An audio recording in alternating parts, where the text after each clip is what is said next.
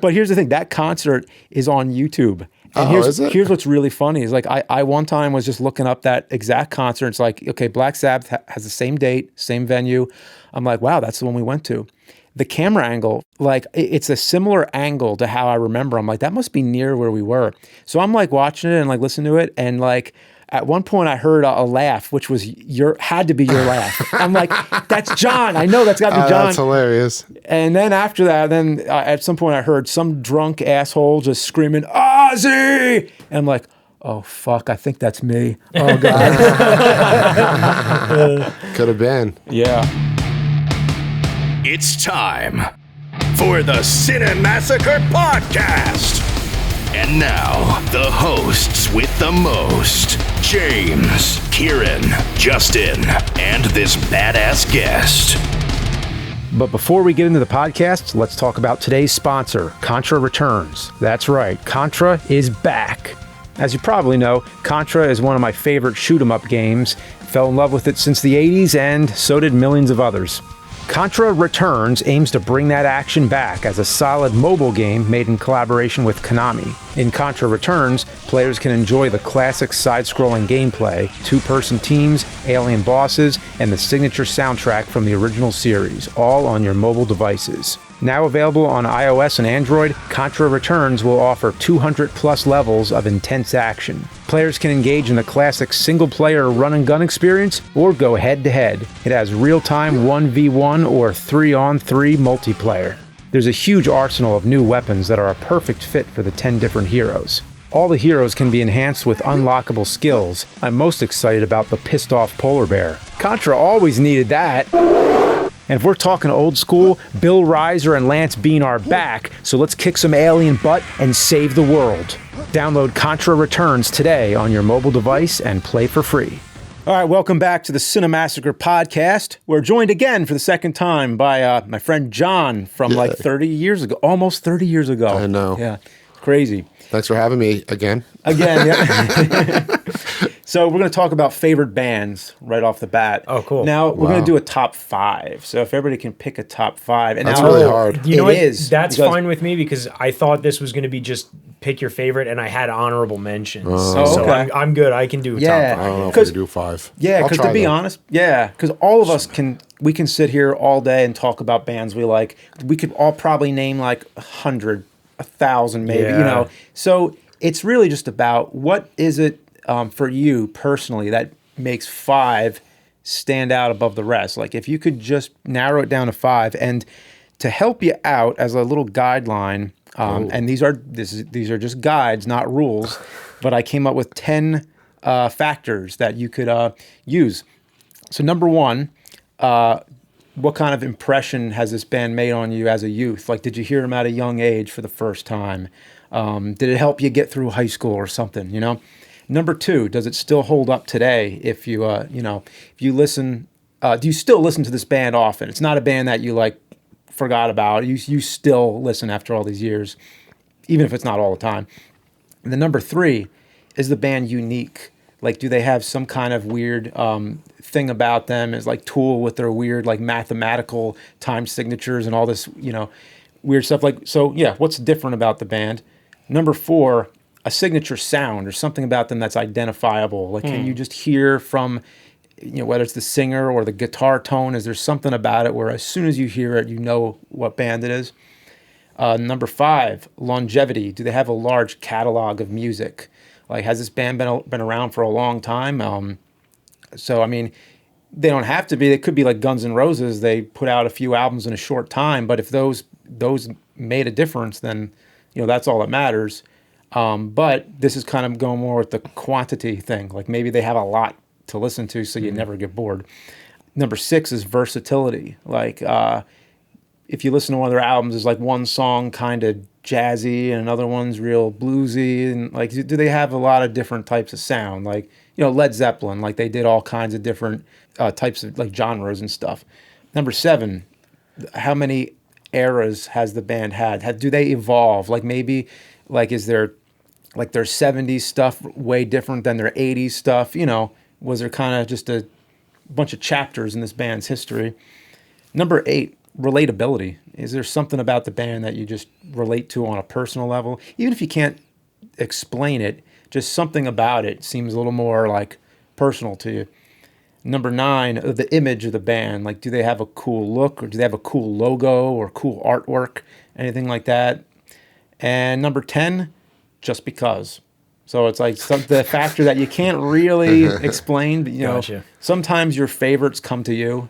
You didn't really pick them. It's that X factor. The X factor. Huh. Yeah, like Iron Maiden, the X factor. Yeah. But, well, you really fucking thought about this. Oh yeah, that was a long intro. I love that the's always criteria. It can't just be, it What are your has to favorite have. bands? It's like, well, listen, you have to. There is a rubric. There's a fucking flow chart. Yeah. Well, I could either just get mine out of the way, or do you want to like go around, or like? Do you just want to do like? Are yours in order or no? Because what we could do is we could all just start at our number 5 and work our way up. We could do that. Or guess, so we might swap them. What do you? Let's do number 5. All right. So everybody wants to do their number 5 band. Okay, I'll just start it off. My number 5 band is AC/DC, because they just have a certain level of humor to their music. Like, they don't take it too seriously. They're a very consistent band. Like, they're not very versatile. They sound exactly the same. Almost every single song. Yeah, they do not change at all. But they've been around for a long time, and it's something very familiar. Like, anytime you put on AC/DC, you know exactly what you're going to get. And they probably have the best logo, I think, of any band. Like, if you're going to go by the logo with that AC/DC and the lightning bolt in the middle, like, it's so recognizable. So yeah, that's my number 5.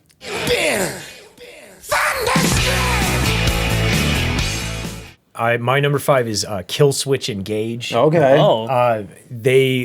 Going heavy. Yeah, they were probably my first. That was the heaviest music I had heard at that point when I was in high school.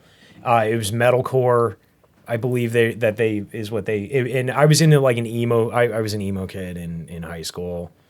I know. Where's your Jenkos? I don't have Jenkos anymore, but I did. I had a sweet pair that covered my whole corduroys. shoe. Remember corduroys? Corduroys. I had those. I had I used to have like the hair in front of one of my eyes and stuff. Yeah. I was a fucking you were douchebag. hanging out outside the mall. Yeah, no, I was. I used to hang out at Morristown Mall all the time at the skate park, man. Oh my god. The Morristown Mall skate park. Yeah. That's where me and Newt worked at the movie theater in the Morristown Mall, and we were always like fucking with the kids out front because they kept crowding the lines and stuff. But the skate park, they had a DDR machine. Yeah, that's what I used to do, the DDR machine in my jeans, like my fucking. It was the Van skate park, I was such a loser. And then it was Black Diamond. I would punch the shit out of myself when I was 15 or whatever, 14. Oh, all right. But so Kill Switch Engage. I bought my first album there. Level, yeah. I bought I believe it was Alive or Just Breathing, which is a really good album. It's the one with like Life to Lifeless. It's the original singer Jesse Leach.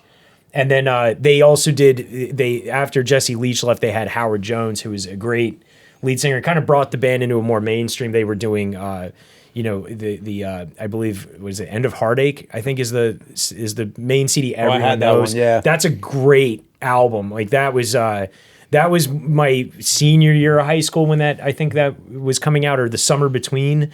And I just used to listen to that all the time. And, they were at the time. They got me into other bands that I ended up really liking, like Trivium, and a lot of other bands that were more like Dream Theater. And from then I started listening to more progressive, I was listening to Queensryche because of bands like Kill Switch Engage. I just wanted that kind of sound. I loved the guitars. I like screaming stuff. I like angry sounding music. But what's funny about them is they're positive, like their lyrics are overwhelmingly positive. Everything is like a positive message, even though they're screaming in most of them. Almost all the lyrics are these uplifting honest, kind of. I don't think I ever understood any of the lyrics. Yeah, it's one of those things. I mean, songs like Life to Lifeless is pretty negative, but a lot of the other songs are like Self Revolution is like a power song. They're just a really good band, and I really like Kill Switch Engage. That's my number 5. I remember also at the mall when I was working at the movie theater, there was a kid on door, kind of a weird kid, kind of like you back then. Mm-hmm. And he had a schedule up front, and you write down, oh, this show's over, we clean this theater, whatever. And by the end of the night, we took his thing. We're like, oh, let me grab your thing and sign off on it. And it was just filled with all this like weird like writings, like suicidal stuff. So like they took him aside and had to have like this weird intervention, but he's like, oh, those are just Kill Switch Engage lyrics. Some of them were like, I mean, some of like, and we're like, was it Life to Lifeless? Because that is like that song is the lyric was thanks for the motivation for putting a gun in my mouth. I think that's what the line was. I forgot what song it was. It might not have been Kill Switch Engage, but he drew like the Kill Switch Engage logo on it. Okay. So yeah, there's he was edgy. There was like their first singer was Jesse Leach was like a little more angry in times, and then when Howard Jones came in, they were. But now Jesse Leach is the singer again, and actually they did a song in the newest album. They brought Howard Jones back for a song, and they do like a duet. It's awesome. It's they're good. They're real good. Like they're good workout music too.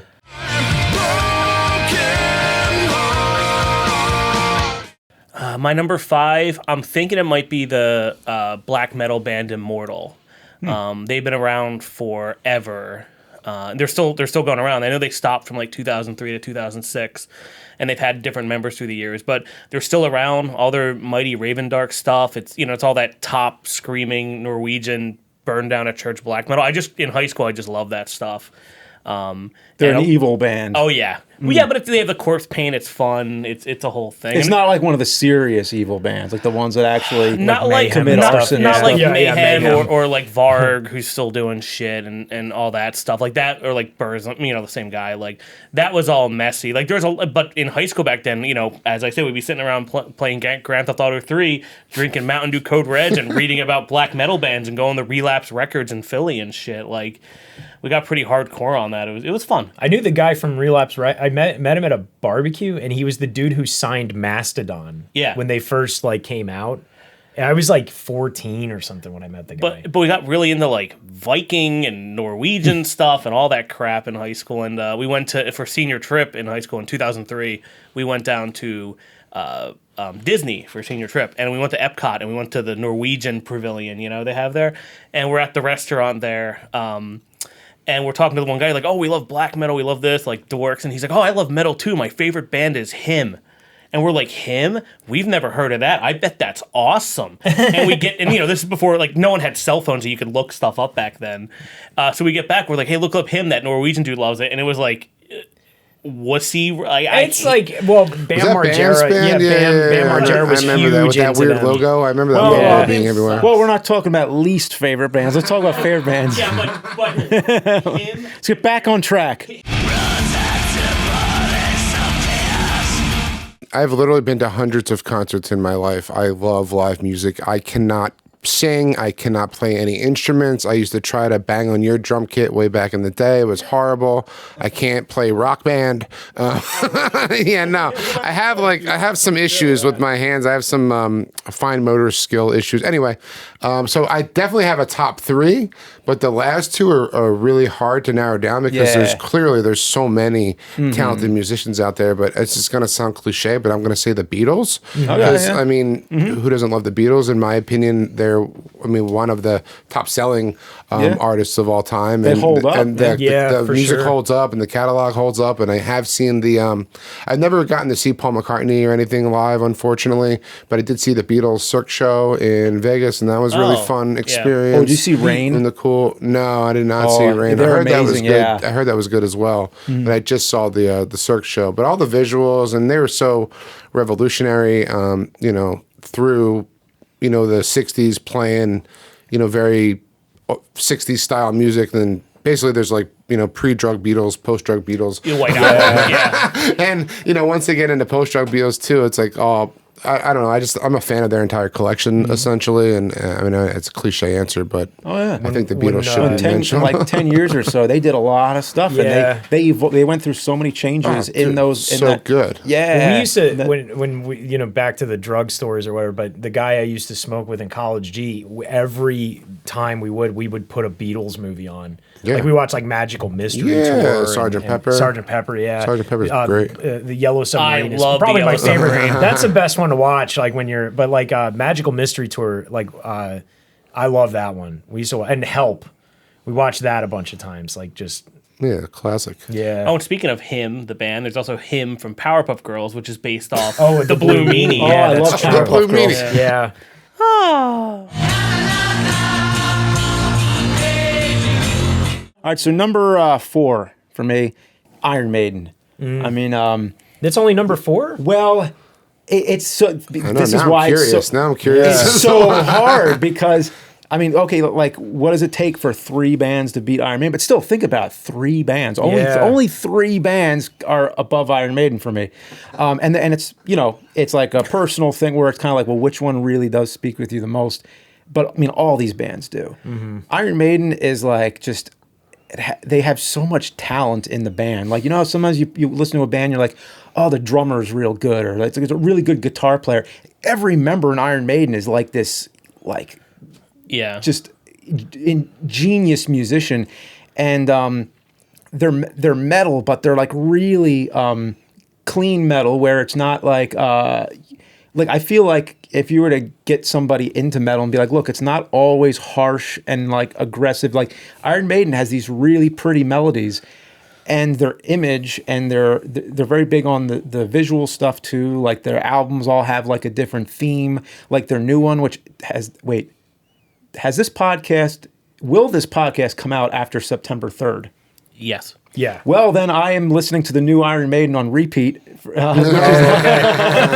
The new one is Ancient Japan theme, but Right. that's why I brought it up, because I was, they'll do an album that's like Ancient Egypt, and then another one is like a shaman, like an African shaman theme. And they always change then, Eddie, and it's awesome. Yeah. So it's like they go through all these different themes, and like they put a lot of thought into not just the music, but the stage show and like every single aspect. And their fans are so dedicated. Like at an Iron Maiden show, it's the only concert where I've seen the crowd singing the guitar parts. It's so good. And like everybody wears an Iron Maiden shirt at an Iron Maiden, which usually you don't be that guy. Yeah, Right? usually don't be that guy. shirts, Yeah, because But they have so many shirts and albums, it just makes sense. Pierre Robert from MMR, he commented on that too. He was like, I've never seen a band where the whole crowd wears the shirt of the band. Even some of the band members wear their own shirt, because it's kind of like, we are you. We're all the same. I don't know. It's just a cool kind of different.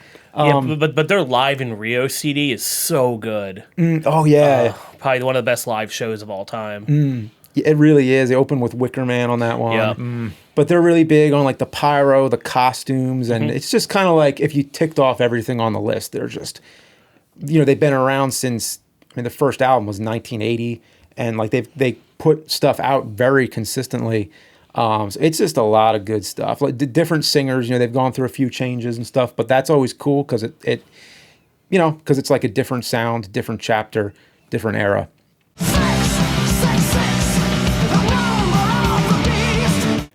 Number 4 for me is Rage Against the Machine. Oh, Hell good yeah. one. I am, and I know that like they're.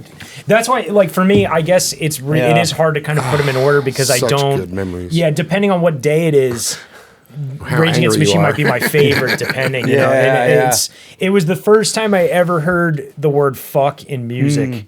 When won't do what you I told heard me. "killing" in the name. Those are some very effective F-bombs too. And Yeah. I was a kid. My older sister, the thing was, my older sister had one of those BGM or BMG or whatever. The music CDs. The music CD thing where you get a whole bunch of CDs sent to you, but you buy 2 of them or something. Columbia House. Yeah. She had I'm one of very those. And she had everything. And she put on the first Rage Against the Machine album because at the time, I believe... I think Evil Empire had just come out, but she was still listening to the original one. And Rage, yeah. oh my god, I remember hearing that. Every And track on that album every is single good. track on that album is a great song. Hell It yeah. has so many Bomb Track, Killing in the Name, Take the Power Back, Fistful of Steel, Freedom. Like every single song on that album is an easy hit, and it's even to like what's it called? Evil Empire. And I like the last album. I love Battle of Los Angeles, but I also like the last album they did, even though it's all cover songs, and I know that's what made the band break up and stuff. But I even liked Audio Slave when they came out because I was just hype about the band being back together. And also Zach De La Rocha is on the he does rap on Run the Jewels now, and his tracks are awesome.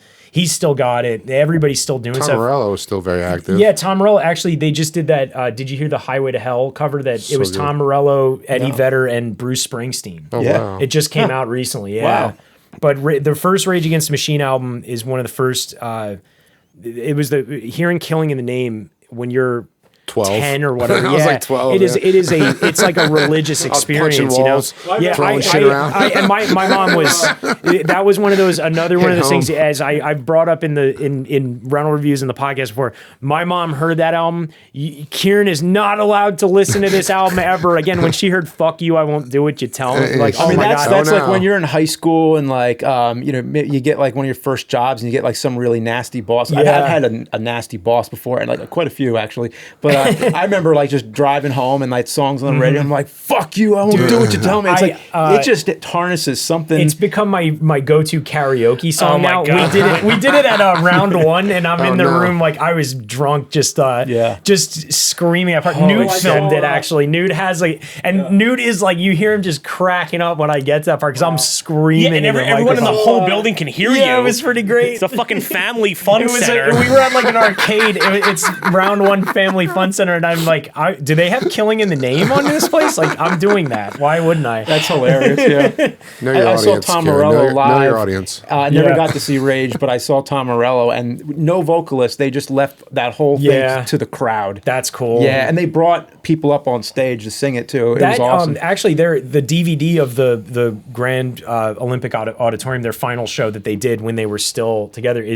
that was one of my favorite. I used to watch that DVD. I even because there's a version of How I Could Just Kill a Man that they do with Cypress Hill, and it's the best version of that song ever made. Wow! And I actually I used to rip the audio off the DVD. I had the album too, but I ripped the audio off the DVD and made my own DVD audio CD of it, just so I could listen to all those ones, because the CD doesn't have the same performance. I think the CD was the first night and the DVD is the last night or something like that. So I had my unofficial one. That's but Rage hilarious. Against the Machine, number 4. Fuck you, I won't do what you tell me.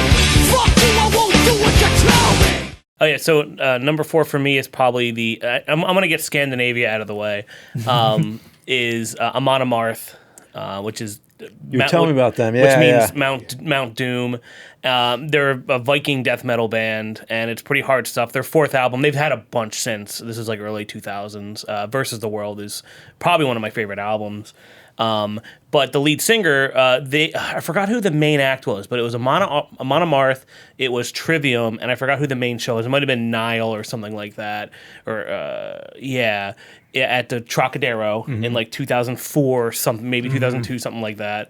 And we're all at the bar, and I don't think I'm old enough to drink, and we're just having beers with the band. And Trivium comes on, and they're like playing Shitty That Night or something. And the band, Amon Amarth, the lead singer, we just start booing Trivium, and they got like upset and like left after a while. That was when they started too. Yeah. So, and the guitar player Matt Heafy of Trivium was like 17 at that point. I don't feel bad. And the about drummer too, they kicked that drummer should out feel bad eventually. about it. You think so? I heard that drummer feel was bad about he got kicked out of the band. The drummer. Hey, some people bad, used to be an apparently. ass, so that's all there is to it. Yeah, all of us. If you're getting booed out, I did some dumb things when I was 19 I years wonder old. how many concerts we all went to, and I was like, "Oh, were you that guy?" Like, He actually the stupid Rex Viper vest that I wear that I've had from high school. He actually signed the back of it that night, and I think cool. it's still on there because I've like never washed that vest ever.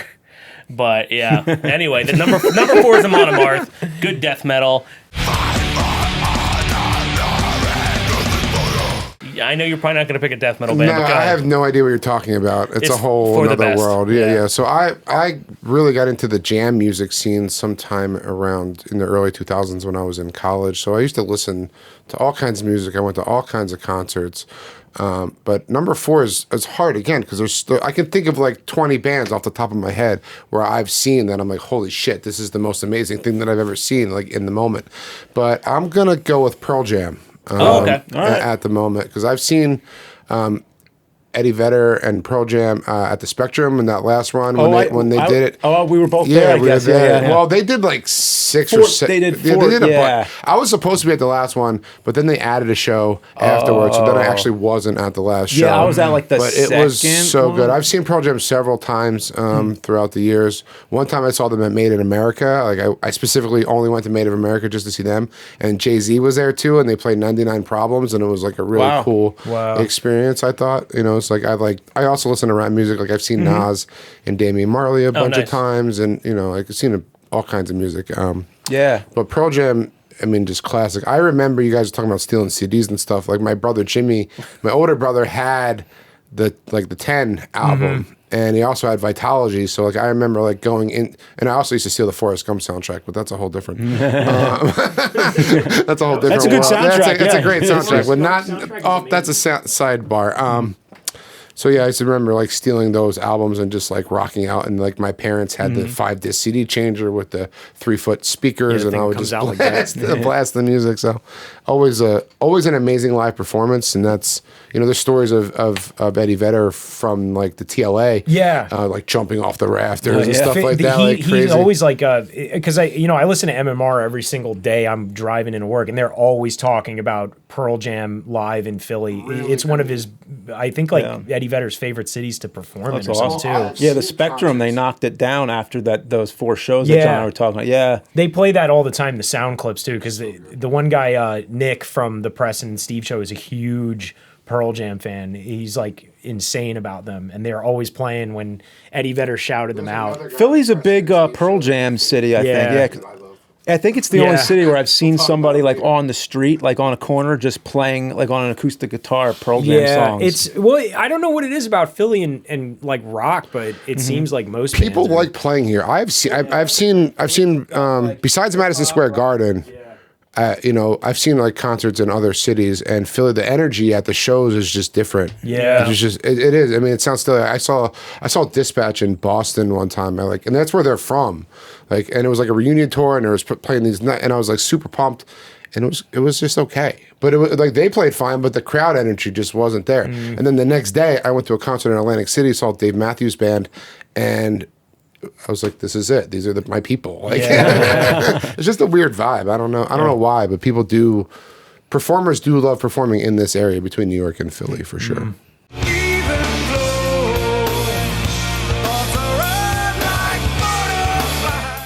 Number 3, huh? Yep. Number 3. All right, so number 3 for me is Metallica. Called Okay. it. Yeah, I was mean, gonna say I know your top 3. You probably do. You probably do by now. Because We've that's seen what Metallica together, yeah. Yeah, we did. We absolutely did. And Yeah. Summer Sanitarium.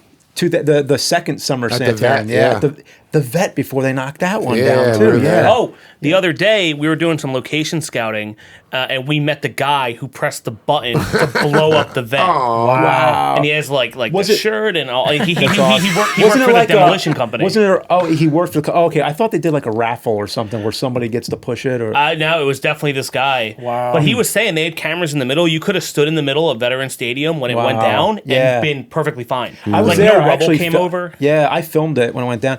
So Veterans Oh Stadium. yeah, you were they- making like one of those 24-hour or 48-hour movies or something when that happened, that's right. Which is to fit into a 24-hour, 24-hour to write it, shoot it, edit it. 48 hours. 48 hours, yeah, I it's the remember that. 48-hour film project. They still do it, I think. Yeah. Anyway, we're off topic, but yeah. So the Vet, they imploded. Yeah. And then the Spectrum was much less spectacular. They just had wrecking balls and they just kind of took knocked it down like piece by piece. Yeah. But Metallica. I mean, they're just the gateway metal band because everybody knows Metallica. They're like Metal's in the name. Yeah, right. metal's in the Pretty name, much. and like they're the best selling metal band. I mean, that's not the reason to make them your favorite, but there's something so familiar about them and universal. Like the band members' personalities, you kind of just know them, and like I feel like whenever it starts to get warm out, like in the early spring, summerish, is like I start thinking about Metallica all the time. Like this is when I would go to like my first concerts, and like because I've seen Metallica 11 times so far. Wow. I've seen them about 5 or 6 times, honestly. I'm at like 3. I think you did see him before I saw him. I saw them in though, yeah. 1996. Oh, was that the My mom took me. That, And it your was the mom's loudest. awesome. Yeah. My mom is awesome. My mom Yeah. also took me to see the Rolling Stones at the Vet, which was really cool. that's the awesome, British to yeah. Babylon tour. Rest in peace, Charlie Watts. I know. Yeah, that's Charlie I know, Watts. That happened Crazy. yesterday. Yeah.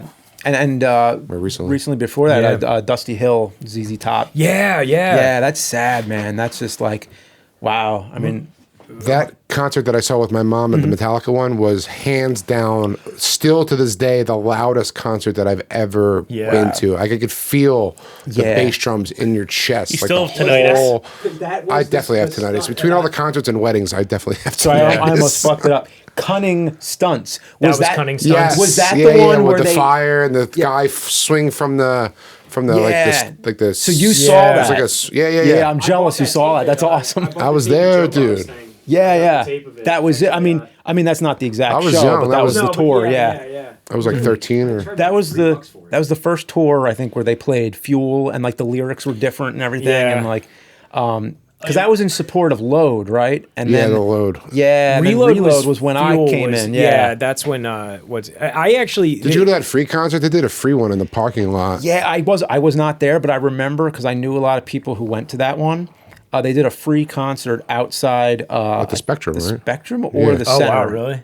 It was just in the parking lot. It was the Center. South It was Philly. the whatever Wells it was. Fargo Center or whatever it was at the time. Oh, yeah. Core State Grand Union. Center at the time. Yeah. Whatever bank. Yeah.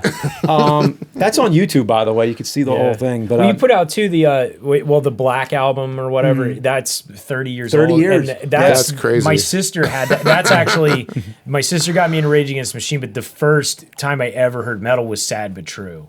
That was, and I remember just being like, "What is this?" I think I cried the first time I listened to One. I was like, Yeah. what? This is Actually, what's it called? My sister so saw amazing. Metallica in the '80s when they opened Yeah. for Ozzy Osbourne. Oh, cool. She was at a show, wow. and they were. that was the Master Puppets tour. Then, I have like, 'cause she that was just one where she used to Cliff like died, right? I don't know actually 'Cause Cliff- I remember she was telling me when all that happened though, like they Yeah. were because she used to go see concerts all the time. She Wow. in the '80s, like her and my brother-in-law saw anybody. She saw that Cliff was there. then. That's what it sounds like. Yeah, that's she, awesome. When she said too, like everybody when they were done playing, Ozzy Osbourne came out and everyone was chanting Metallica. Like no one cared about Ozzy Osbourne. Poor Ozzy. And it was like they were like bring back Metallica. Like people were in the crowd. She was like, holy shit.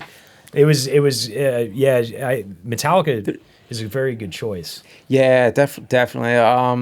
Yeah, I mean, we could talk about Metallica for hours, but basically, No, more Scandinavian death metal. yeah, please. exactly, yeah.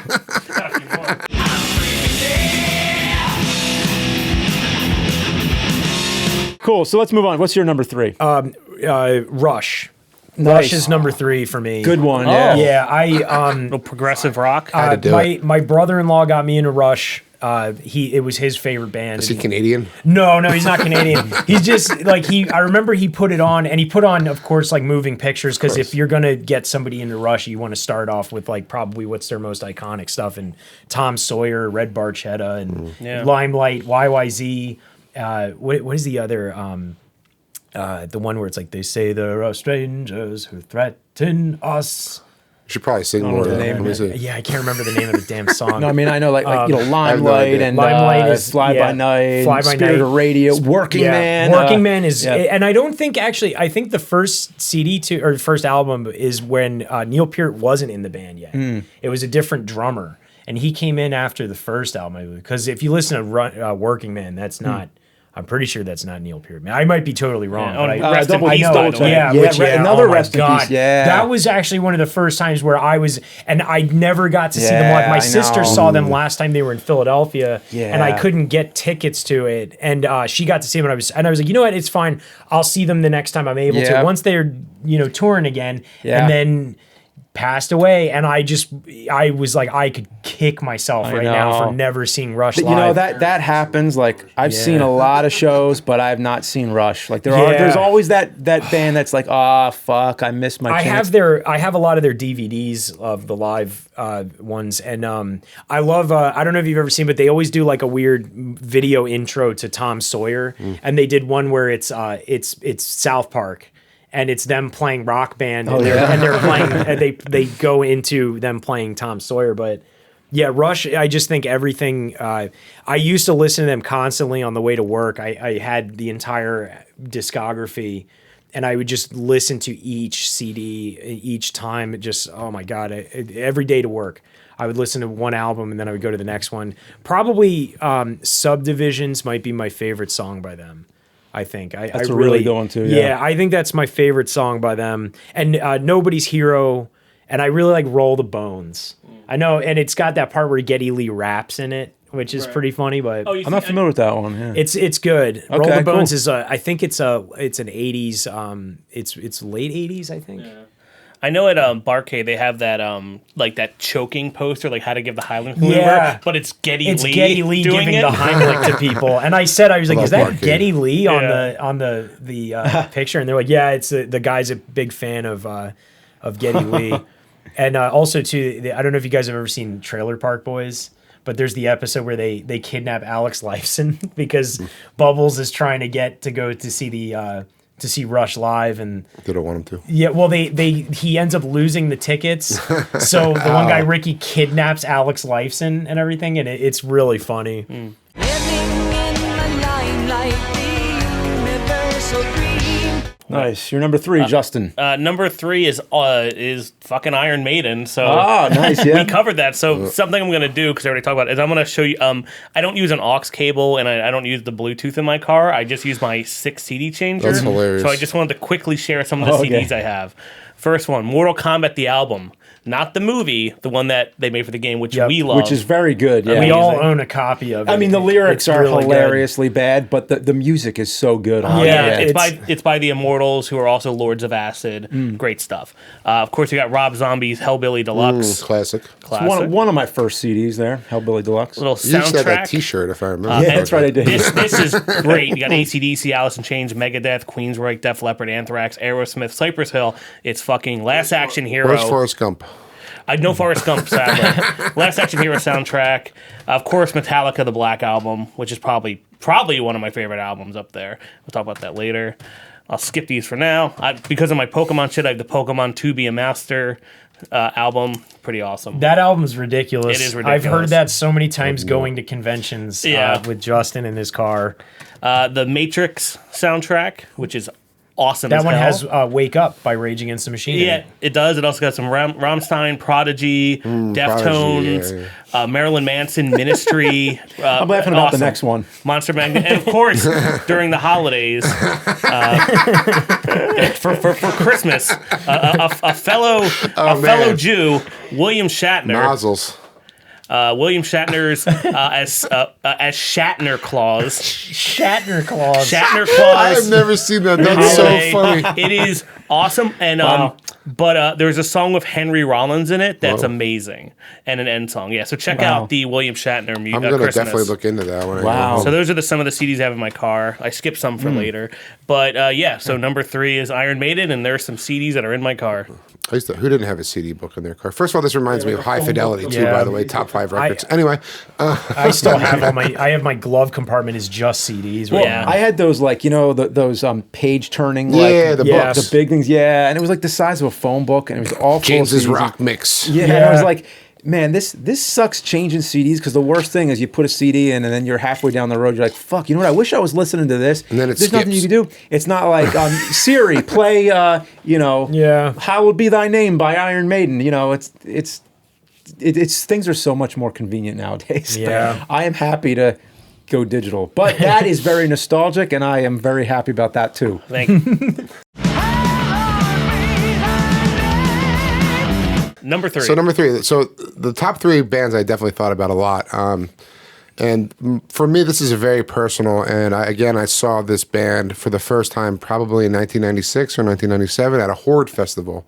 I used to get free tickets from a buddy of mine whose father used to work at a local hotel where the bands used to stay. So when I was 16, 17 years old, I got free tickets to what was then known as the E Center, I believe, or the Tweeter Center, or whatever, the venue in Camden. Yeah, Probably and- E Center, and yeah. then now it's the B&T Pavilion, I BB&T. don't remember. Yeah. It's changed names a lot of times. It's like Tweeter, Susquehanna Bank. Yeah, Tweeter. That's why I used to always call it the okay, yeah. Tweeter I still Center. call it that. Yeah. Yeah. So anyway, the band is 311. Oh, okay. Oh, we saw saw them. them. We We did. with Yeah, I've James, seen them a yeah. few times. Actually, I Exactly. James, I have yeah. seen 311 probably about a dozen times. Truthfully, sometimes they have disappointed me in their live performances. happens. So, yeah, it happens. But I really was a fan of these guys when I was in high school, and when I was like even before like 8th grade or whatever. I saw them right as the Blue album came out. And then we were talking about Columbia House earlier. I went home after I saw them. First of all, it was like also the first time like I smelled weed anywhere because it was at a 311 show. But it was early. Yeah. It was at a festival, so it was early in the day, so you could go close. So I was like 15 rows back, standing on a chair, just having like the best time of my life, and watching this band that and I had never really like seen before. And I knew that album because that was a pretty popular single at the time. The Down single was very popular. So I went home and ordered the 2 albums. It was Music and Grassroots were their first 2 albums that came out before that album. And I got those CDs through Columbia House. And then since then, I've probably seen 311 about 10 to 15 times. I don't even know. It's been a lot. One time I saw them at the PNC Center, and Modest Yahoo opened for them. Oh wow. No. No, he wasn't.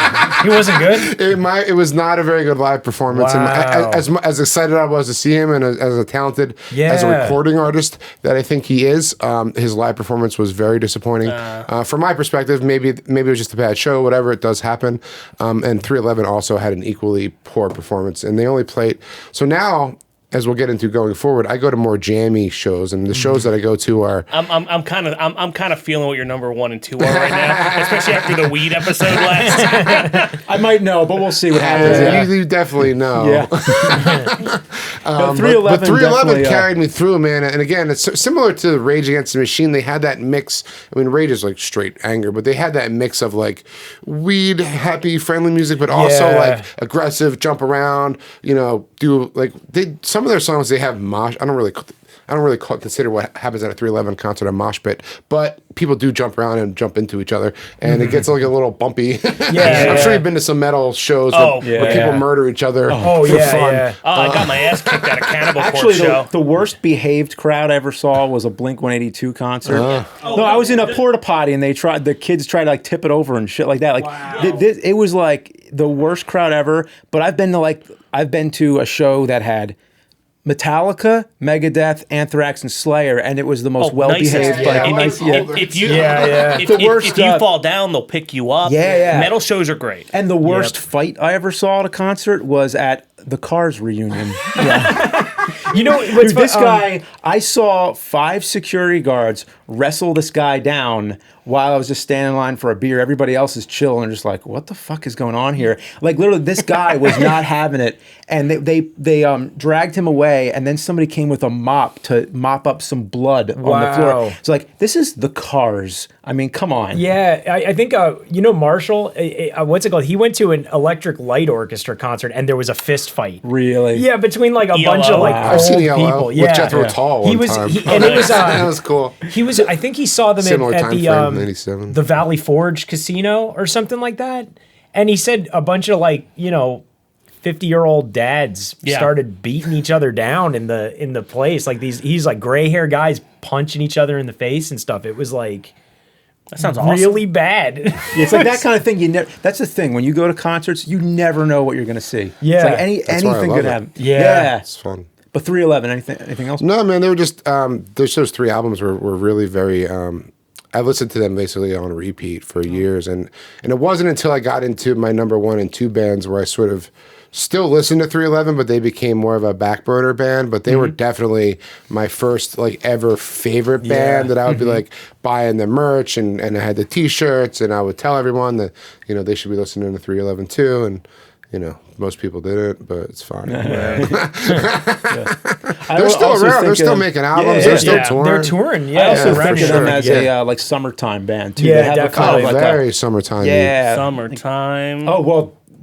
There's that song too. I remember my sister used to play the crap out of that song. Yeah. There's always something Very that was similar, popular for a month or whatever. Well, we went and saw them in the start. We saw them with the Offspring, and Gym Class Heroes, which was That's actually weird. they were pretty good. I'm saw not the into Offspring Gym Class before. Heroes really that much, but they were great. It's weird because Offspring twice was awesome. It's weird because twice I saw the Offspring with 311. For whatever reason, the Offspring and 311 just they go together a lot. So rest in peace, Festival Pier, because that was actually I love that another place. location down. Yeah, that's a shame. Yeah, it really is. I loved going to concerts there, right on the water. And I everything. saw 311. It was 311 and angry band Papa Roach was the my God, opener, Papa which was Roach. really a weird what? combination I of do gotta fans. say, the singer from Papa Roach, like he went into the crowd at the Tweeter Center, which you don't see happen at that venue a lot. But he like went all the way through the seats to like where the lawn is and came back. I was like, that's kind of cool. Whenever a singer goes into the crowd, they always earn some extra respect for me. Yeah, that was a weird vibe. I remember I was just watching the show. I wound up in the middle of a mosh pit. I had flip-flops on at the time at Festival Pier. Oh no! Which is like, you don't want to go leaving Festival Pier without any shoes on. 'cause you're Yeah, just like, stepping in glass and like this is whatever. not a good idea. Yeah. So I took my other flip-flop off and I was screaming like, where's my shoe? Somebody find my shoe. And I'm just tossing kids, just like throwing kids out of the way. And eventually somebody picks it up. I was like, I found your flip-flop. Remember when I got my we didn't flip-flop. have phones and it was like you had to just find whoever you were with at the end? Yeah. You can't just be Awful. like, oh, I'm over by the, The soundboard. Yeah, it's like, it's just like, all right, well, you just got to stand around. You're looking for everybody else doing the same thing. Like, Yeah, right. like, fuck. Like, Little where's Waldo? yeah, that's just crazy. I mean, phones, what a big difference. Yep. I know a drugstore cowgirl, so afraid of getting bored. So my number 2 is the band I have tattooed right here is Judas Priest. So Yeah. Number yeah. two. Number Wow, 2. I don't know what number. Oh, there's one's only gonna be. Now one. I'm- This is close, by the way. This is Yeah. not like Judas Priest is. They're kind of similar to Iron Maiden. Like they're two of the. In my brain, they're the same. Oh yeah, yeah. Because they're the British new wave of heavy metal. So yeah, because you have the British new wave or the original one where it was like the Beatles, the Stones, and then like the Who came kind of after. Then you had the British new wave that was hard rock. It was Zeppelin, Deep Purple, and Black Sabbath. And then you had the British new wave of heavy metal, which is predominantly it's Priest and Maiden.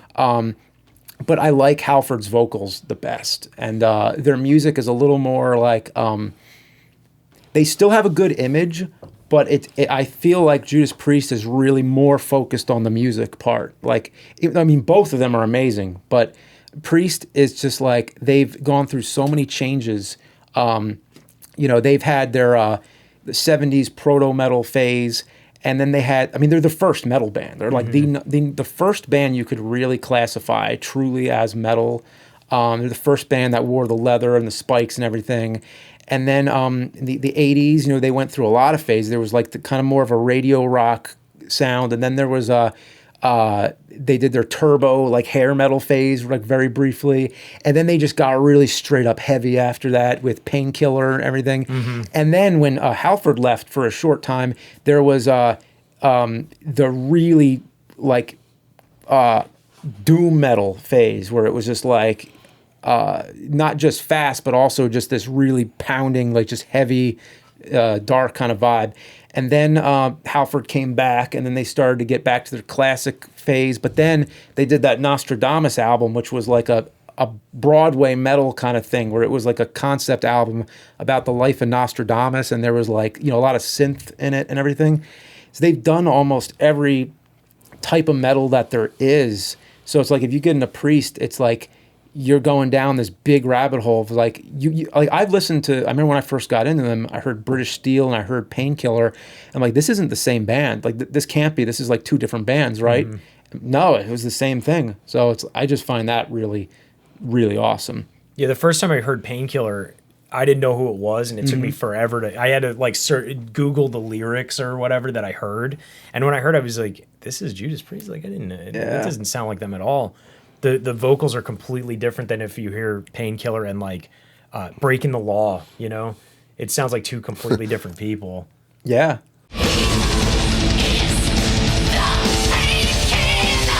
Cool. So what's your number 2? My number 2 is this band. It's kind of a weird one, but they're called Darren Gray. Okay. And they're a Japanese 'em. metal band. Wait. And You might have told me about them. Go ahead. okay, yeah. So I started listening to them in high school through a friend of mine because I was big into anime and things like that. And I had a friend who was into a bunch of she would listen to Japanese bands because a lot of them would sing theme songs. There was one called X Japan that was basically like Japan's biggest metal band. They were a huge thing. And Darren Gray was this band that they signed, and they were a bit darker. And by the time I started listening to them, their album Vulgar came out. And they started off as one of those bands where in Japan there's this thing called Visual Kei, where they have like full makeup, like white just makeup with like very like feminine makeup and like long hair. They would dress in these crazy outfits and stuff. And they would play this kind of like almost like a punk speed metal kind of thing.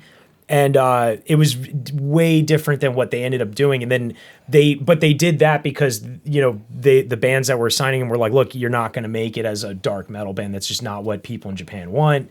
You're never going to get anywhere with this look. So when they finally got their own style with this album called Vulgar, they went full like dark, like evil, demonic kind of shit.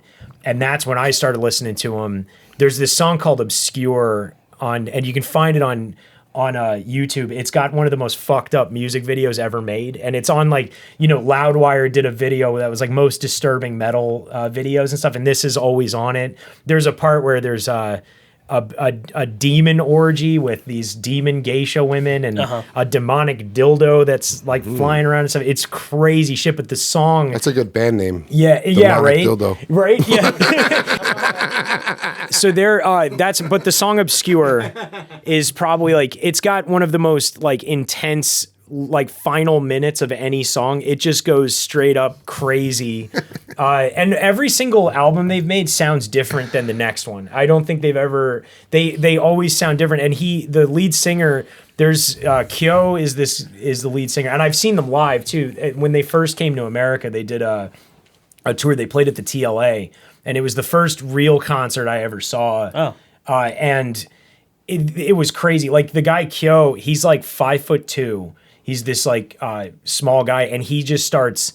You know, the whole band is just kind of sitting there, and there's at one point he put a bucket over his head and was hitting the bucket with a hammer. He starts like ripping his mouth he's not and Buckethead? stuff. No, it was like a tin bucket, and he was hitting it and just punching it and stuff.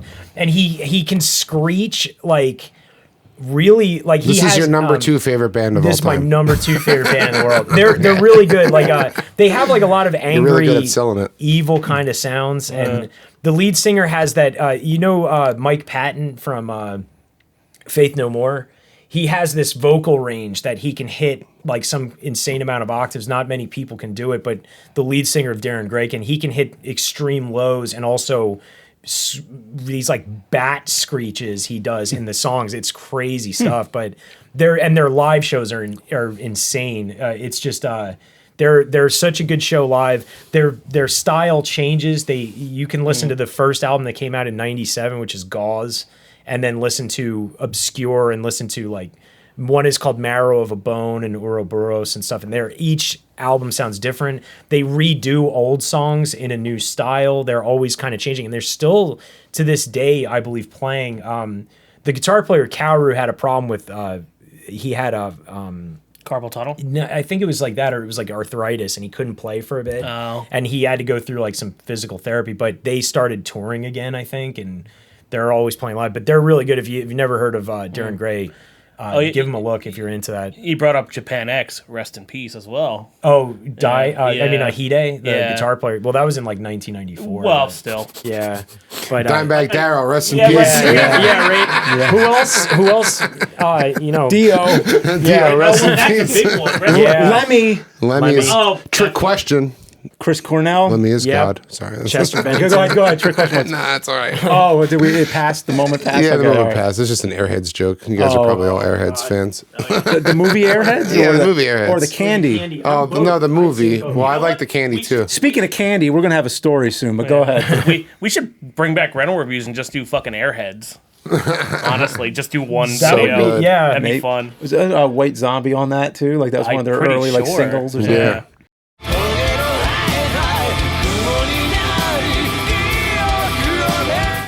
My number 2, I'm not sure if it counts, but it's fucking Daft Punk, gotta say. That counts. Why wouldn't that Well, count? because it's not a band. It's like DJs. Of course, this album's very band-like. When but I Daft went into Punk, this, man, like when I went into this, I wasn't like, well, they don't have to use traditional like guitar and bass guitar, Okay. and like you could do a band that is more electronic or like you know especially their Tron Reconfigured album where yeah. they redid the music of the Tron Yeah, Legacy. that's a great album. The best part of Tron Legacy is the goddamn music. And they just broke up. One guy exploded, sadly, but.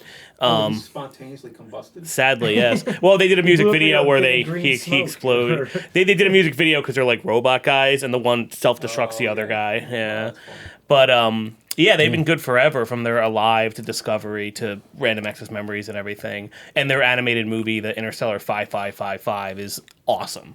Like just great driving music, especially. I don't know. I just really like Daft Punk. Cool. Say. Yeah, I know that's quicker than talking about Darren Gray, but Yeah. I like Daft Punk. Sorry. Yeah, no, they're good. I like Daft Punk. That. Who doesn't? All right. Okay, so number 2. This is where it gets really easy for me. So I really love the Grateful Dead. Saw it coming. Yeah, big shocker, I know. I like a lot of bands from that time frame. Well, I'm glad it wasn't Jimmy Buffett. I have seen Jimmy Buffett about 7 times Are you in concert. Are you one of those I parrot am not, heads? but I used to like to drink and smoke weed and go to Jimmy Buffett concerts. It's pretty normal. It's kind of a Margaritaville, fun- man. Margaritaville, Radio Yeah. Live. He has his own channel on one of those series. Anyway, The Dead. So I never saw Jerry. Jerry passed away in 1995. When I got a little older, I think one of the first Dead-related shows I went to was so there's this whole subculture of Grateful Dead bands, offshoots of all the different members, have all these different bands. And one of my favorite Dead experiences before, so it's kind of hard to explain because I saw this band called Phil and Friends, which is Phil Lesh, but the best Dead show for me until I saw Joe Russo, I'll talk about that in a minute, was Phil and Friends, but Chris Robinson was the lead vocals. Okay. So it was a really amazing experience. It was at the House of Blues in Atlantic City, really cool venue. I was in the right vibes. Everything was like a really cool thing, but it wasn't until I...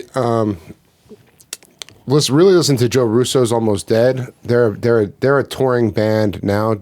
None of the original members are the Grateful Dead, but they basically are. I don't want to call them a cover band, but people do. People that bash them would call them a cover band, and I mean I guess they sort of are. But they take the Grateful Dead music and they kind of ramp it up a little bit, and they it's less spacey. It's a little more up tempo. It's a little more rock and roll. So from my personal experience. I've been to so many different Dead shows. I don't really listen to Dead and Company at the moment. That's John Mayer with members of the actual Dead. So it just to me sounds like John Mayer, which is a little weird. Yeah. And they play. All the members of the band are in their 70s, and it's a very much more slower vibe. I'm not going to hate on the band. I mean, they're still like Bob Weir and Phil Lesh and Bill, whatever his last name is. They're all still playing, which is great for the fans, and everyone gets to see him still, but to me it's a little boring, so I like to go to see Joe Russo's Almost Dead. And just the Grateful Dead in general, and all of the bands that they've produced and all of the music, there's so much. I could talk about the Dead shows for hours and hours and hours, and there are podcasts dedicated to doing this, so we can skip on that, but I just love the Dead, and unfortunately Jerry passed away in 95, so I was 12 or 13 years old, so I never really got to see them. Speaking of that, so 95, so sometime like 96, 97, I was making this horror film that had John Starr in. We didn't finish it, but it was called Deadhead. We ended up using some of the footage for the head incident. But I'm like, oh yeah, I'm making this movie. It's called Deadhead, and you're like, oh cool, is that a tribute to Jerry Garcia or something? And I was like, what? Because you introduced me to a lot of stuff. You introduced me to Jimi Hendrix and Led Zeppelin. Yeah, those are my favorite. I mean, those are bands that I wanted to list in the list too. But it's like there's so many. I mean, Hendrix is only around for just a few years, so it's a little less. But I mean, Zeppelin, impact, Pink Floyd, all that sort of stuff. Yeah, because I remember you came over with Led Zeppelin, Stairway to Heaven, because you heard there was a backwards message in the song. And this was when Windows 95, there was this recorder thing on it, so you could record something with your mic, and we would record it from the CD player into this mic, and then it had a thing where you could reverse the track. So we listened to Stairway to Heaven backwards, like the whole 8 minutes, and we just both sat there and was like, I don't know. That kind of sounded like Satan. Was it My Sweet Satan or whatever he says in it? It's like the movie The Gate. Like you open a portal to hell accidentally. But like, do you have a Deadhead sticker on your Cadillac? No Deadhead sticker on my Cadillac. I don't really advertise on my car because I don't want to get pulled over. Right. I do collect some posters and pins and the bears and some stuff. I have some memorabilia. But no, I don't necessarily advertise that part of my life. At least on my car. All my friends, anybody who knows me, knows how passionate I am about going to concerts in general. So they're aware. But yeah.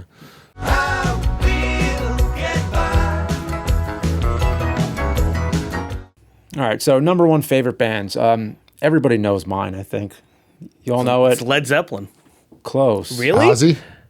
Closer. Oh, it's Black closer. Sabbath. Fuck. Black Sabbath. You were talking about Led Zeppelin so much. You just did the video on them. I didn't. Fuck. Yeah. Fucking.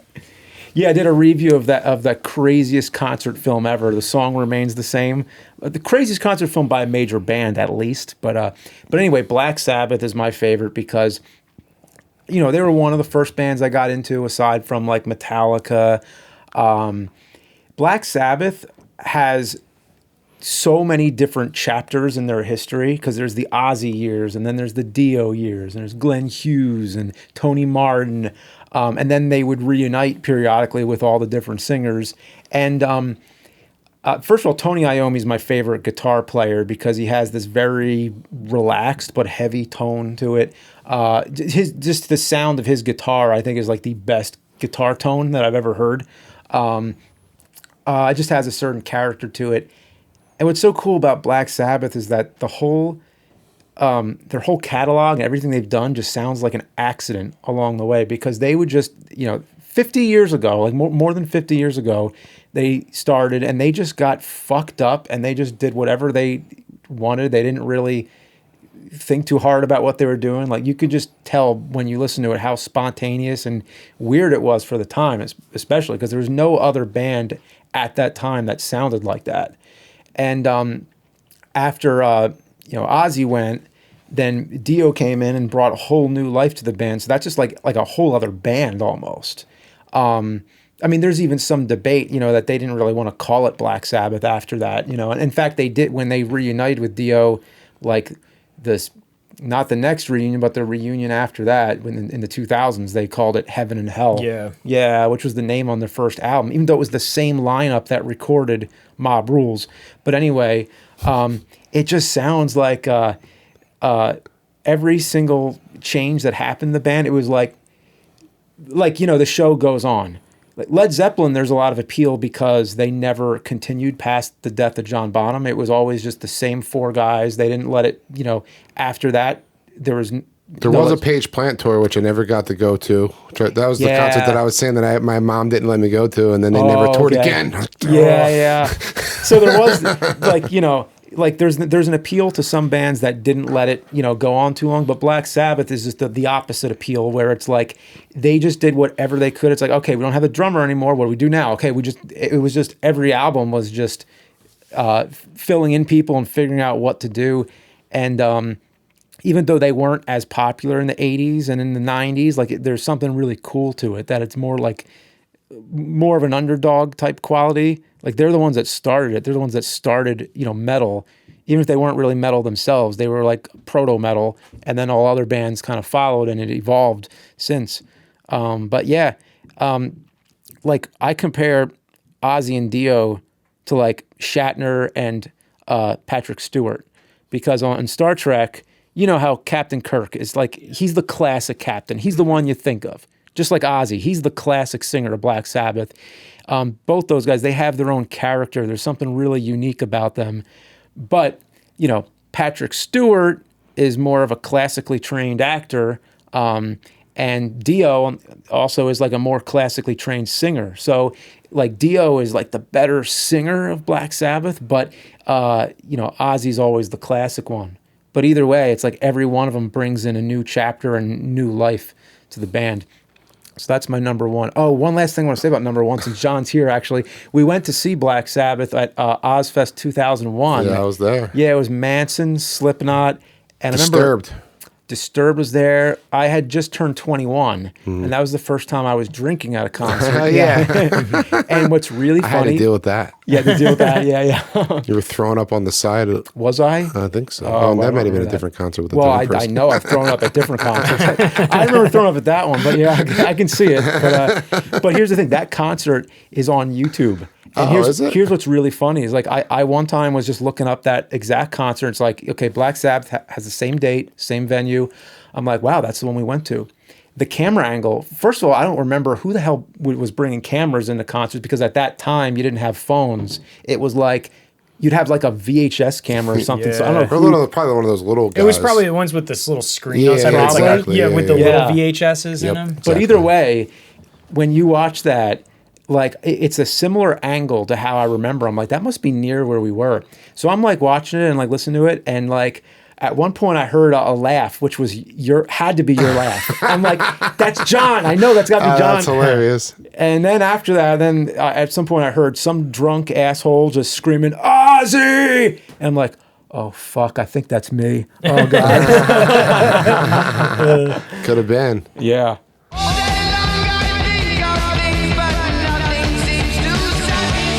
So there you go. What's your number one, Kieran? All right, number one is it's a little bit different than my other choices, but it is Daryl Hall and John Oates. That is my favorite Philly favorite of all time Colin musicians. Oates. Yeah, I have so in my as you have your CDs, my top one is the very best of Daryl Hall and John Oates. It's always in my CD player.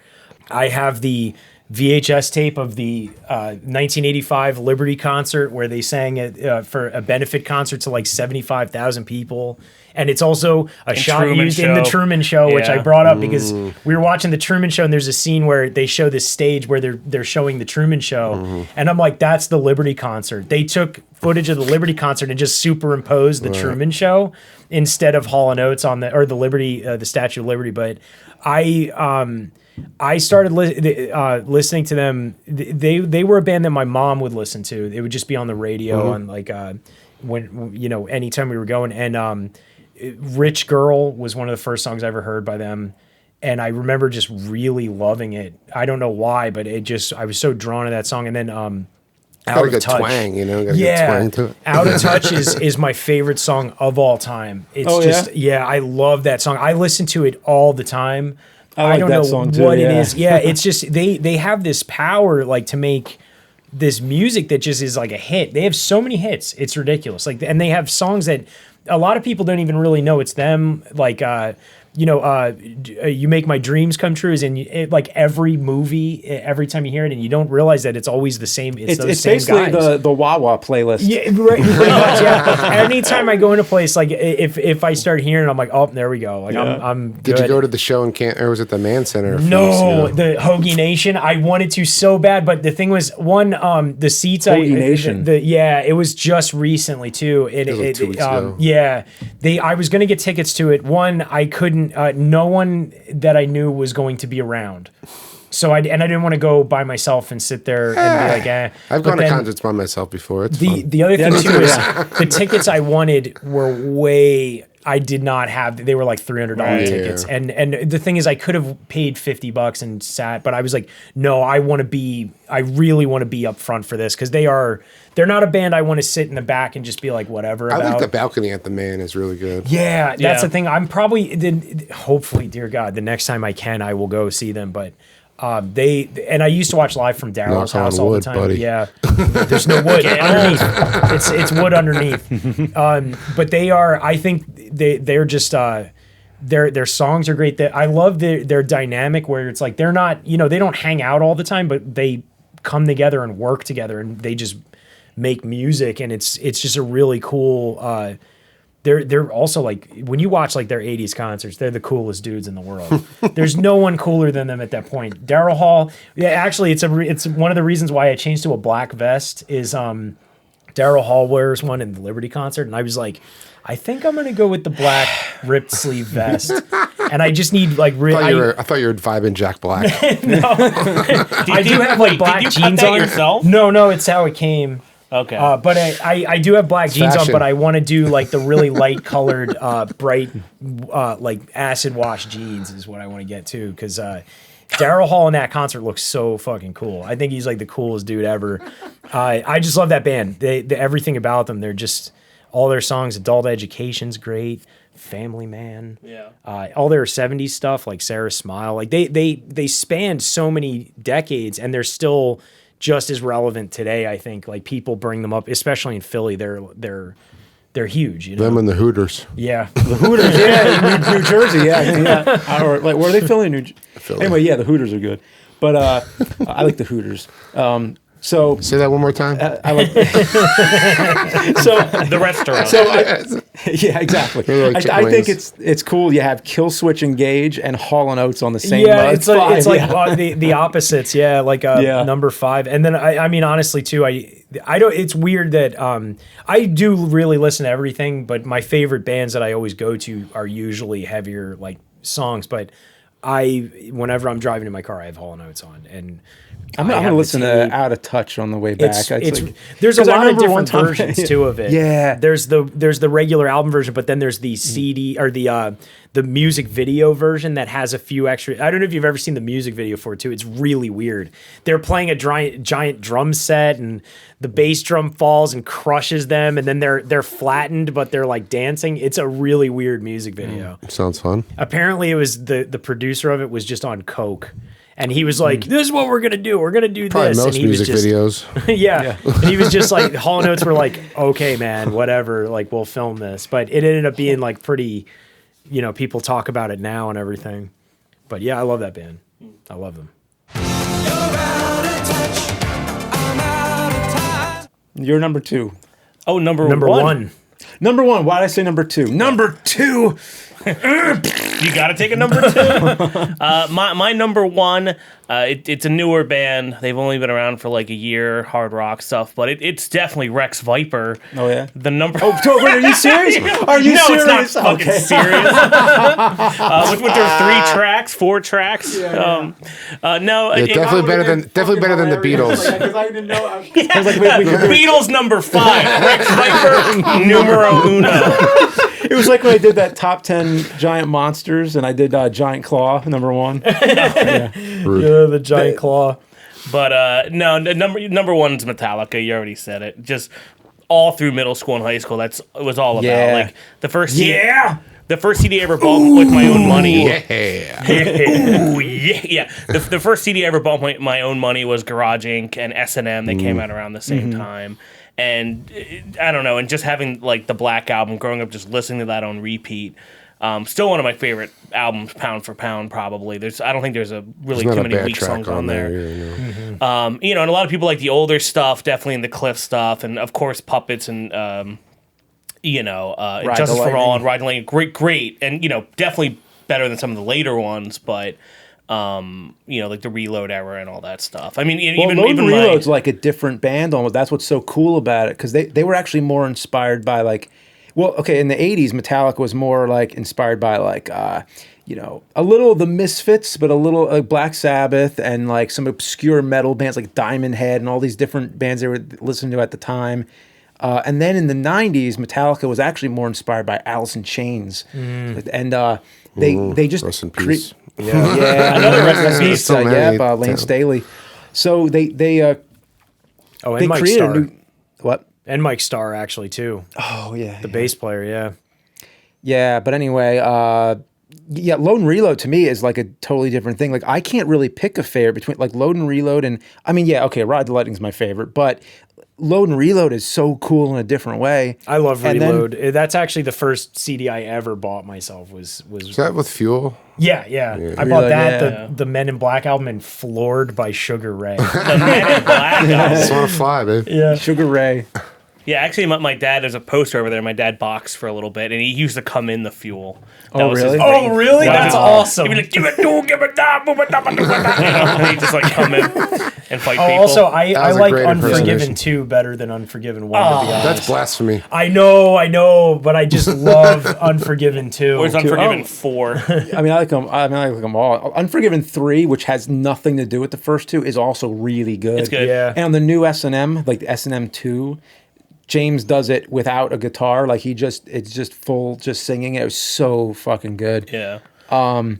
The first time I heard Metallica was in this guy's basement right here. Hell yeah. It was Enter Sandman. It was actually your brother put it on. That makes sense. And yeah, because we were, you know why? We were coming up with like wrestler themes to come out. Because they were really into wrestling, like a lot. Yeah. Nice. Yeah, like I mean, I would come over. They'd be doing wrestling moves on each other and stuff. And then we got a trampoline. Oh boy, man. the trampoline Backyard was wrestling oh, time. Yeah. Yeah, There's videos of that somewhere. yeah, like wrestling and throwing each other off the trampoline and stuff. I was like, oh god. Yeah, I mean, I usually was just filming it, so I never got hurt or anything. But and nobody did get hurt real bad, but it was you know, it was a little risky when you think back to it. Yeah. Yeah. Metallica. Anything else Yeah, about Metallica? that's about Metallica. Cool. Just still good. All the old stuff holds up really well. Still on tour. You know, And the new different stuff's members great. through the year. Hardwired is fucking awesome. Yeah, I thought Death that- Magnetic, Death Magnetic was a great album, Yeah. actually. Yeah, I thought that, what was it, Atlas Rise song? Iron Maiden. Yeah, it sounds like an Iron Maiden Yeah. track. Yeah, very cool, very cool. Oh, I already know what your number one Yeah, is. Wait, you guys wait, wait. probably already know. Well, just say it. Well, I might get it right. I might get it wrong. he but was I think- wearing the I might know what it T-shirt Oh, in yeah, the video I you was did wearing together. the T-shirt in the video that we did together. Yeah. The band is called Fish. Oh, of course. PH. Yeah. Okay. Fish. Fish. Yep. Hands down my favorite band of all time. So I became a fan of Fish in college. I was supposed to see them in Camden in 2003, but I couldn't go. I don't remember the reason, but I was supposed to go and I couldn't go. So that's when I started to listen to them. And they broke up sometime around 2004, and then they didn't get back together until 2009. So once they toured again in 2009, I was supposed to see them in the summer of 2009, but for whatever reason, again, I couldn't go. And then they did like a fall winter tour, and then I was able to go see them for the first time. And when I literally, the first song that I heard them play live was a song called Kill Devil Falls, and it just, I don't even love that song necessarily, but just like the energy of the crowd, like you can listen, you can talk shit on all you want on Fish. There's a lot of people who hate on it. Some of the stuff is a little weird. It gets like the vocal. People always point to this one song that has a vocal jam, which just gets like really kind of spacey, and it's definitely made for people that are tripping for the most part. But there's also some good rock and good, you know. Again, there's another band that plays sort of all styles. They cover all genres. You know, they can play like really heavy rock, but they also play bluegrass music and they play funk music, and you know they have a wide range of things that they can do. But again, back to the first concert I ever seen. Once they started playing, and I saw all these people dancing around. There wasn't a security guard in the area. Everybody's just lighting up joints, and it's just a party.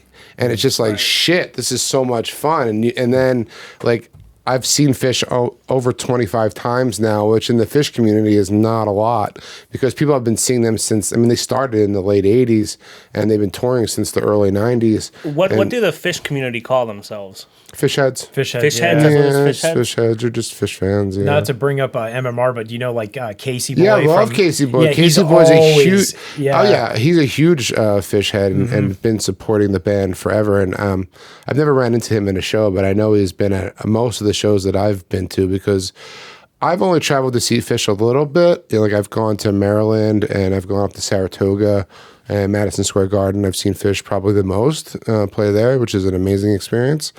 During that T-shirt that I was wearing, the Baker's Dozen, they played 13 concerts in Madison Square Garden over the span of about 2 weeks, and they did not play a repeat of one single song. So they just, wow. yeah, so it was like 200 and I don't know. So people are going to each show. Oh, there was a lot of people. I was lucky and grateful and thankful that I could even make it up to 2 shows because the tickets are expensive and it's like $100-ish a ticket, and they definitely sell out. And plus, you have to get to New York and take the train or park. You know, the logistics of getting to Manhattan can be expensive too. So I was thankful that I was able to catch 2 shows, and one of them was the last of the 13. And dude, the energy in that room, you can't even you can't even put words to it because it's just such a feeling of love and joy and this sense of community, and they just did this whole thing that nobody thought that there's no other band that could do what they do. People are like, oh, they played covers. Like, yeah, no shit. Like it's just like 200 and something songs. Like, yeah, there's gonna be a couple covers, but like one of the shows that I went to, they played Bowie. They played Starman. Like in the middle of the set, I'm like, what is happening right now? That's cool. like, you know what I mean? So they can just kind of cover everything, and they just provide. The community for the most part is full of good people. Everyone's pretty kind, so tries to keep that same Grateful Dead. I think that's where the Great Fish kind of blew up too, is when Jerry passed away. Because a lot of those Grateful Dead fans found their way to another band, Fish. So that's where we are today. And I'm seeing the Trey Anastasio band is playing. So there's some offshoots of the Fish band too. But Trey has two of his own bands. One called Ghost of the Forest, and then one called the Trey Anastasio band. And they're actually playing at the Met in Philly in September. So hopefully, if all goes well and shows don't get canceled, we can make it to see them again. So awesome. Cool.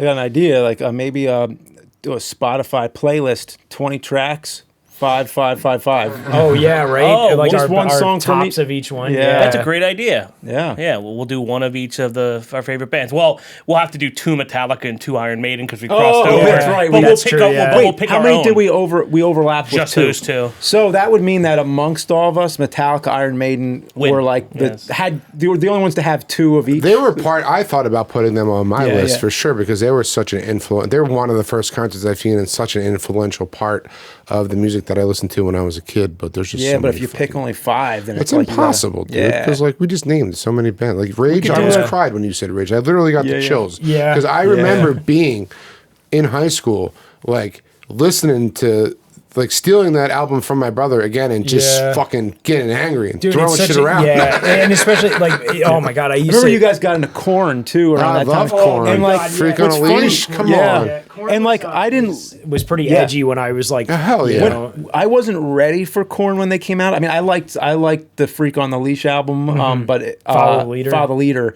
especially the song Freak on a Leash. But like at that time, I was like, this is weird. This is like really dark and They weird. were, yeah. But Well, later Nine on, when I Inch think, Nails, dude, fucking Like, amazing. Angry Trent, Kid. Tool, Yeah, you yeah. mentioned Tool, one of the best bands ever. Like, there's so like, many. Now when I think back to that, I'm like, wow, like I totally just didn't get it at the time. But I'm like, this is good. And like, sure, you can go into any band's catalog and be like, okay, here they jumped the shark a bit, whatever. It's like what all that matters is what the difference they made to you when they came out, you know. Yeah, no, I loved angry music. I just really, I don't know what it is. It doesn't make you angry. All right, Daryl Hall and Oates. I don't know. But that's the thing, yeah. But then I She's listen a to my favorite band is man Hall Notes. Yeah, right? That's angry. That is an angry song. So I was listening to And Fear Factory on the way over. Yeah. So, yeah. No, but I love, like, I honestly, too, I think with metal, I think with certain metal, like bands like Dream Theater and Rush and all those those are probably the best examples of what you can do with a guitar and a bass and a drum. You're listening to these guys that are like virtuosos at what they're I'm playing. a Fish fan. sometimes, You don't know? gotta tell me. Yeah, that's what I mean. Like stuff like that. Like these guys are playing It's only sounds. 4 people you up can't- there. Yeah, that's the thing. One dude's playing keyboards. He's got like 8 of them. Yeah. And the other guy Well, just look has at- his drums, guitar, and a Look bass at Rush, guitar. where you got Geddy Lee playing the bass and then hitting foot pedals for that's the crazy. keyboard and Yeah. stuff and singing. You know, it's crazy. Like when he goes playing the bass and then he's playing the keyboard solo part for Tom Sawyer and stuff. I It's- don't know how people's brains process like that. Yeah, I can't even.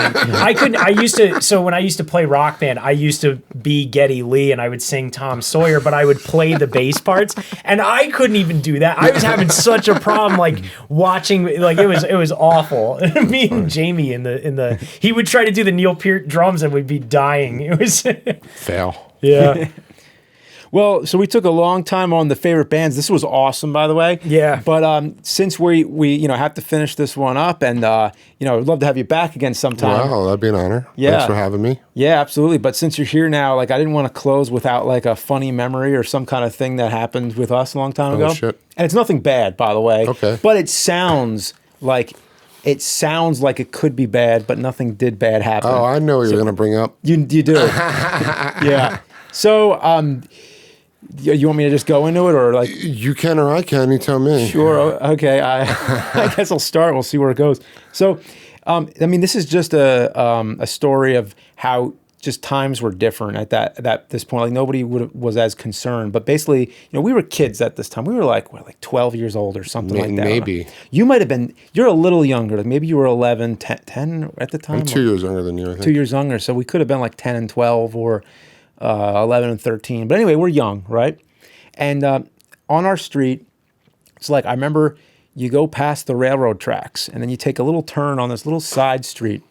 And then there was this house. We go past the house into the backyard. And in the backyard, there's a shed. And there was this elderly man selling candy in the back of the shed. Sounds so bad. Doesn't it sound bad? Yeah, look at their faces. It sounds bad. Exactly. So, because here's how it started. They were like, hey, do you want to go to the barn? I'm like, the barn? They're like, oh, yeah, it's a candy store. I'm like, Yeah, well, James didn't know because he moved in. Yeah. And we're like, yo, we got to take you to this candy shop, bro. It's right around the corner. And I'm like, candy it's shop. legit. So I'm picturing like, a candy shop. A candy shop. No, Yeah. no. Not a shed with an old man selling candy in the back. And also random other yard sale items besides candy. And I think he had a Street Fighter 2 arcade in the did. back too. So yeah. He did have a Street And Fighter 2 arcade. might have been Mortal Kombat. Yes. Okay. Wow. So is Confirmed. he still in prison or He passed He away. passed away, yeah. away. Rest in- another rest We in all- peace? Yeah, and we rest in all peace, brought Bob. we all brought cards actually to his wife. Oh, really? That's But yeah, fucking wholesome again. wholesome we were again. very wholesome. Because here's the thing, I think. First of all, nothing weird ever happened. I think he was honestly Unless you just. repressed it. Unless I repressed, yes. Yeah, well, did we repress something? No, because I don't know. Nothing ever happened to my siblings or myself. Or it was totally wholesome. I used to, dude. You want to hear the funny stories? I used to take this candy. 'Cause we used to get deals. It was cheap. The dude sold penny candy, like literally, like Swedish fish, Airheads and cowheads and Airheads were 10 cents. cowtails, yeah. Airheads were 10 cents. Fun Dip. Blow pops were 10 Oh, cents. fun dip. Fun dips. That's all the shit you get from like an ice cream man. Yeah. Right? Yeah, it You basically. would basically go to like a Sam's Club or whatever and just buy all the shit and then sell it to us. And then I would buy it from him and then sell it in school. Oh, I remember that. Yeah. Like, I was hustling. racket. Airheads. I buy them for 10 cents and sell them for a quarter or five for a dollar. You know what I I'm guess saying? that's the So- thing about like living in like being a kid in 80s and 90s or whatever was you could go to these places and there wasn't weird shit going on all Yeah, I the mean, time. my parents definitely came with us the first one time or two, Yeah. but they're like, oh no, these people are normal. This is totally. No, I mean, I nice. used to 'cause run I around asked, town all the time by myself when I was like 8. Like we would just be walking around the neighborhood and stuff, Yeah, because like back then it seemed like, well, here's the thing. As I thought, like so back then, parents weren't as concerned about letting their children just walk around and like go explore in the woods or like whatever we're doing, hanging out by the railroad tracks. But I asked my mom Stealing porn magazines. whenever well, I mean, I don't remember that, but anyway, I do. oh, really? Okay. Because I remember one time I asked my mom, like fairly recently, like maybe like 10 years ago or so, in the grand scheme of things, recent, So I asked her, like, hey, so were you just okay with that? Like us just walking around going to the thing? She's like, no. So she was worried at that time. Yeah, right. But I think because your parents went with us one time and we Yeah, kind more of than that. I mean, they were like friends with the people. yeah, like we kind of knew who they were. At first, it was a little weird, but the thing is, I think honestly, he was just he was retired. He didn't really have much to do, and he was just selling candy as like something to do to keep active. And but why was it called the barn? the barn, yeah, because it was literally a barn. He had the sign right above it. It was the barn, in like I think it was in like these like candy cane letters. Or like, It definitely sounds really creepy in hindsight, but at the time was completely. Was he a guy who was like Santa at the end of the year kind of a thing? No. Nobody sat on his lap. yeah, but I remember you sometimes remember. I remember. I remember sometimes we actually had to like just knock on the door. Yeah, for we the would knock house on the when they door and come- he would come and open the store for us. Oh, Like, wow. I got $2. Like, that can get you a long way. At the penny candy store. Yeah, you it know was, what I mean? yeah. All I Yeah, can I say guess. is it was a different time. It was, Yeah. yeah. We also had an ice cream shop that we used to walk to that was right down the street, too. That's remember now that. closed, Yeah, too. yeah. You can just go get custard. Yeah. Oh, that's sweet. Also near I that, know. I did not know this till recently, and this is not something I'm proud of at all. Uh-oh. Our neighbor was Kellyanne Conway. Oh, I knew that. Yeah. I didn't know that. She lived on the What? street. Yeah. Yeah. Yep. She lived on the same street as us. I knew that. I bet she wasn't going to the fucking barn. No. What the hell? Really? Yeah, really. The woman who was like Kellyanne Conway. Yeah. No way. That's weird as Screw up. shit. Yep. Yeah. Huh. Anyway, That's a weird like where you go from that was my neighbor to all of a sudden. Yeah. She was on the same block as, We had, as James. Like, it was funny. Yeah, I know. Yeah, I mean, Both in the public eye. Look at you. Yeah, not so much her anymore though. No. Is she? Yeah. Well, also, there was a celebrity that lived around us. Sally. What? Kelly Ripa. Oh, Kelly Ripa? Berlin, New Jersey. Yeah. Really? Yeah. Well, I was from the about show. to say Sally Weird. Starr. Oh yeah, there's a Sally Starr's Pizza in New Jersey. Yeah, I mean, rest in peace. Rest in peace. Sally Starr. She was. She was it was like a.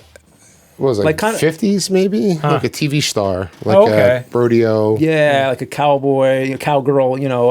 Yeah. kind of. My grandfather Western. loved her. I didn't Oh, yeah? when I was a kid, I because I'm from Long Island originally, but I like my Long Island. yeah, Long Hey, Island. I'm from Long Island. My aunt used to hang out with the Baldwins.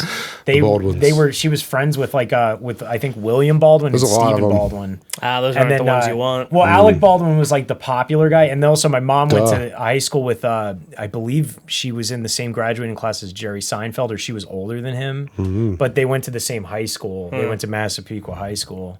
And I lived in the same town where Joey Buttafuoco's wife got shot. Hey, And all that. That's what a stuff claim to happened. fame. Yeah, that was so. That's where I was. I was like literally like I lived like oh, and also we live.